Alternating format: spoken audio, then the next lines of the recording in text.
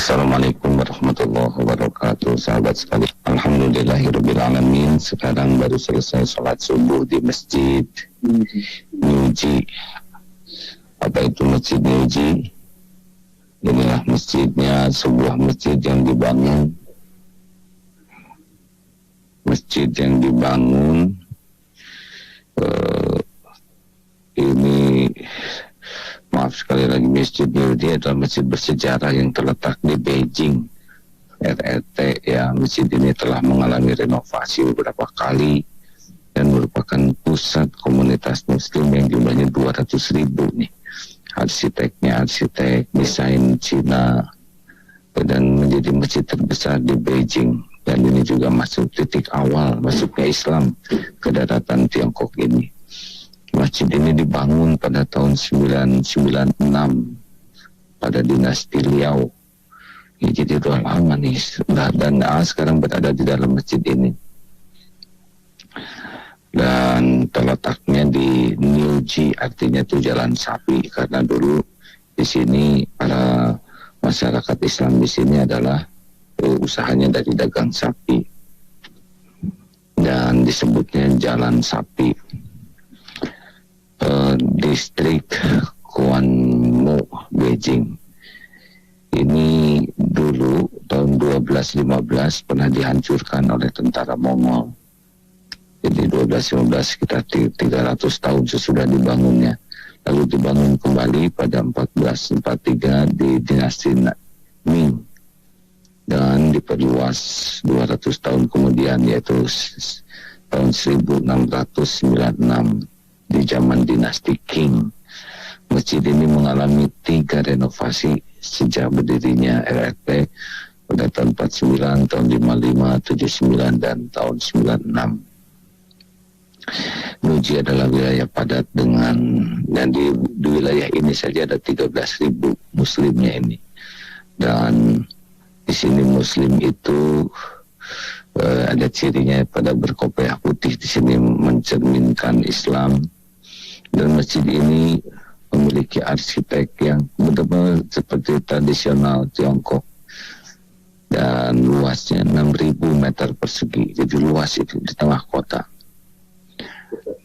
Pusat kotanya sekali ya.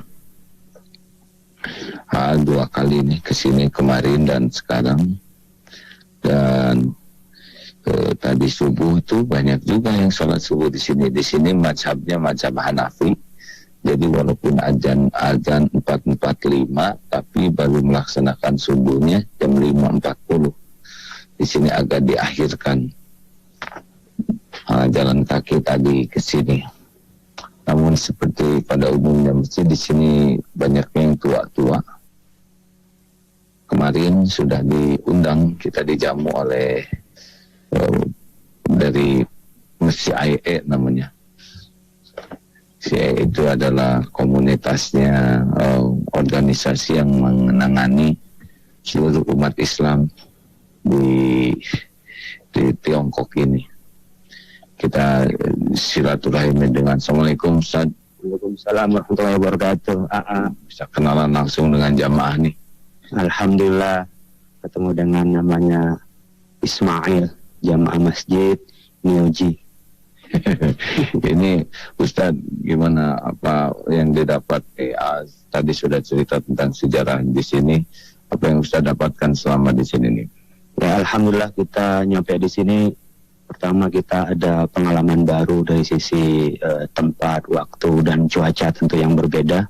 Yang kedua, kita bisa silaturahim dengan CIA, dengan saudara kita sama Muslim, dengan madhab fikih yang berbeda, karena mayoritas di sini mengikuti madhab Hanafi berjamaah, dan yang khas adalah di madhab Hanafi kewajiban untuk memakai sorban.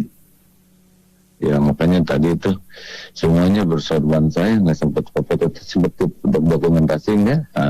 Mungkin nanti bisa dilihat ya di Facebook bagaimana di sini begitu tertib ya. Apalagi nih Ustaz? Ya, kita melihatnya ada yang semangat mengaji. Ini setelah pulang orang-orang tua ada yang halaqah ya, melingkar membundar, ada sekitar 7 orang, lalu ngaji, dia mencatat, belajar. Jadi ada yang tidak terlalu besar, ada yang juga pada kecil-kecil, tapi mereka punya semangat untuk belajar agama. Minal mahdi ilal lahdi, sampai masuk ke liang lahat, terus menyempurnakan, terus mensempurnakan pengetahuan agar beragamanya lebih benar dan akidahnya benar, syariahnya juga benar. Namun yang kita lihat ini agak sedihnya generasi mudanya kurang begitu nampak ya. Iya, nggak kelihatan nih, kayaknya banyak yang tua-tua. Kita mengharapkan kan rojulun atau syabun qalbuhu ma'allakum bil masajid, jadi anak-anak muda yang punya keterkaitan hati imannya di masjid itu. Memang nggak di mana-mana anak muda yang mau ke masjid itu memang satu yang aneh memang. Tetapi itu yang dijanjikan oleh Allah yang akan melakukan perubahan, karena kita merubah hidup, merubah peradaban itu berawal dari masjid. Maka Nabi ketika hijrah dari Makkah ke Madinah yang dibangun adalah masjid. Seperti di Fez, Maroko, ada Qurawi, perguruan tinggi pertama itu adalah masjid. Al-Azhar juga berangkat dari halaqah-halaqah di masjid. Nah, ketika kita melakukan perbaikan atau ingin membangun bangsa lepas dari masjid, sebenarnya lepas dari akar peradaban di Islam. Ya, begitulah sahabat sekalian. Darut Tauhid juga dulu ketika awalnya sesudah mantrak tanah yang pertama dibangun masjid. Kemudian di Jakarta sebelum kita punya masjid besar yang pertama ngontrak adalah masjid. Di Batam juga masjid. Di Eko Pesantren susah membangun tanah seluas itu, bangun masjid dulu baru terbangun. Dan yang kedua memang generasi muda kuncinya. Alhamdulillah kalau di Darut itu generasi muda, karena yang sekolah kan muda-muda walaupun ada yang tuanya ya. Dan satu hal lagi di sini menarik, kan Beijing ini 27 juta ya penghuninya, tapi tidak kelihatan macet nih. Kelihatan macet enggak? Kayaknya lancar-lancar aja. Dan ngelihat mulai kemarin muter-muter naik bus, juga jalan kaki, ya melihat ada kemacetan yang berarti hanya berhenti pada saat lampu merah saja.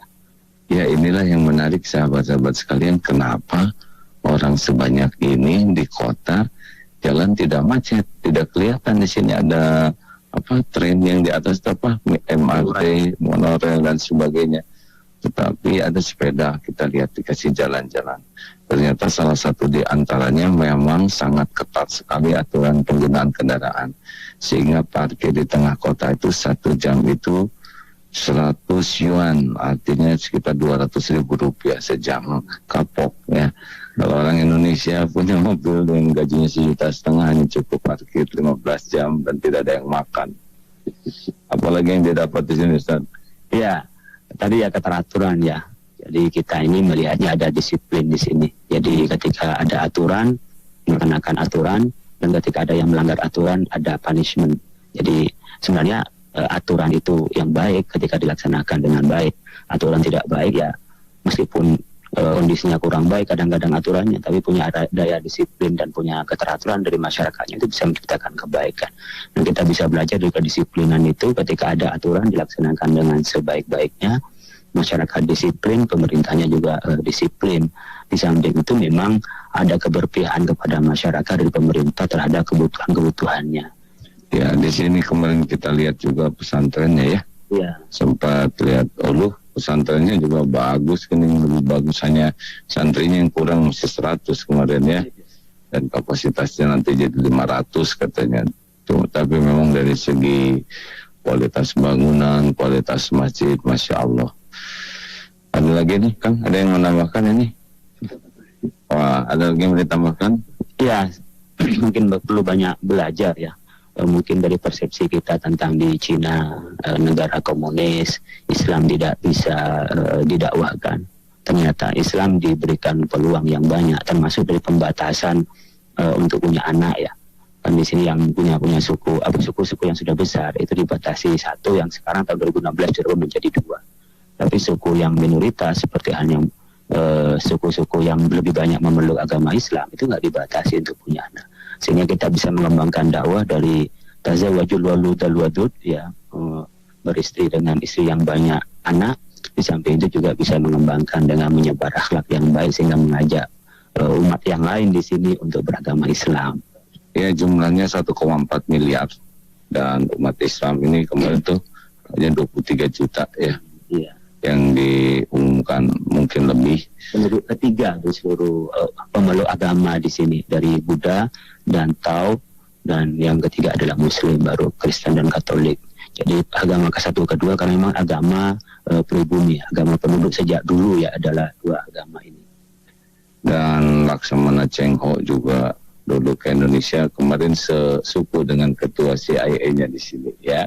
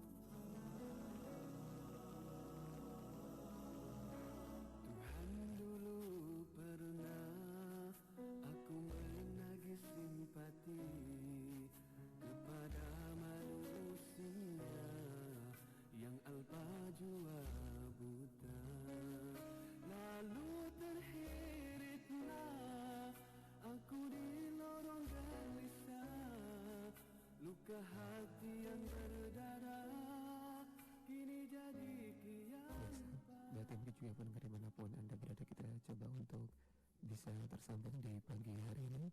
InsyaAllah mudah-mudahan di segmen kedua kita juga akan lanjutkan kebersamaan bersama guru kita Profesor Dr. K. Haji Miftah Farid.